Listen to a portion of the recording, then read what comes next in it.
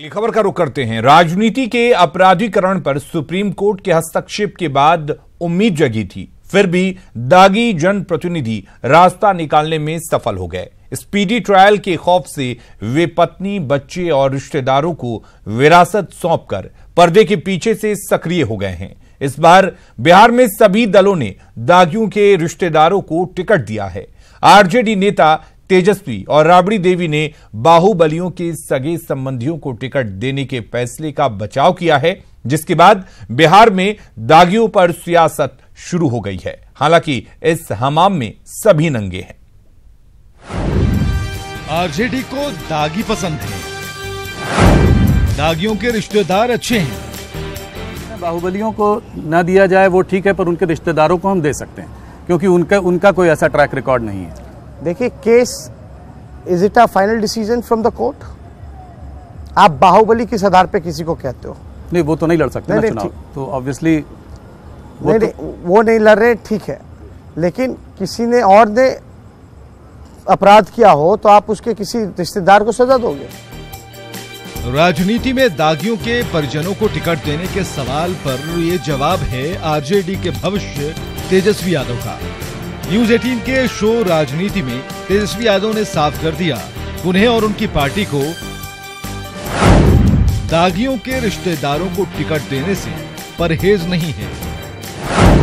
तेजस्वी के मुताबिक बाहुबलियों के रिश्तेदारों को टिकट देना गलत नहीं है। इसके पीछे उनका तर्क है कि किसी और किसके अपराध की सजा परिवार के किसी और सदस्य को क्यों मिले।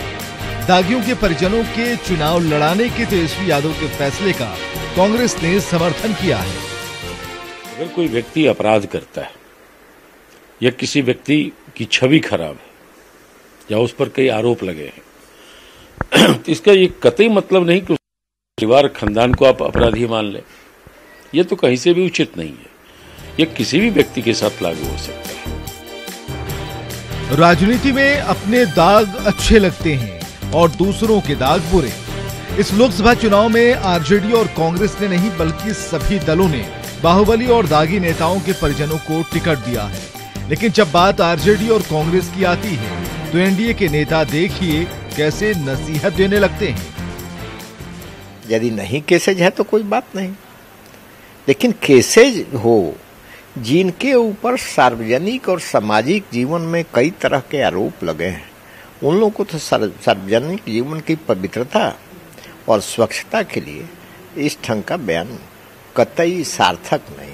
वो ये कहते हैं आरजेडी के विषय में दुनिया जानती है, बिहार देश सारे जगह के लोग जानते हैं कि आरजेडी अपराधियों को संरक्षण देने वाली है।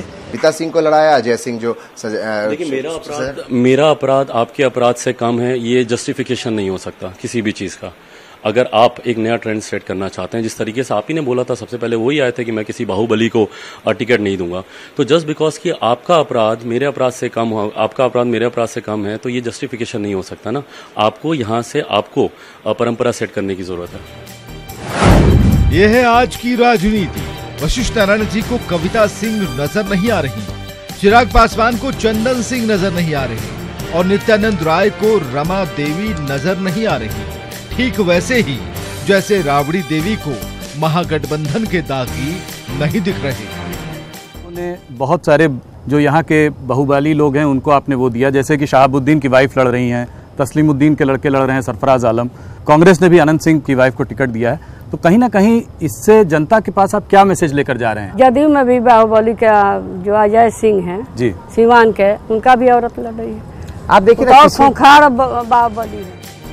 राजनीति के अपराधीकरण पर इन नेताओं के बयानों से साफ है कि कोई नहीं चाहता कि इस बुराई का अंत हो। यही वजह है कि चरित्रवान, गुणवान और जनता के प्रति समर्पित प्रत्याशी के बजाय सभी दलों ने दागी के रिश्तेदारों को टिकट दिया है, ताकि बाहुबल का इस्तेमाल कर जीत हासिल की जा सके। Bureau report, news 18।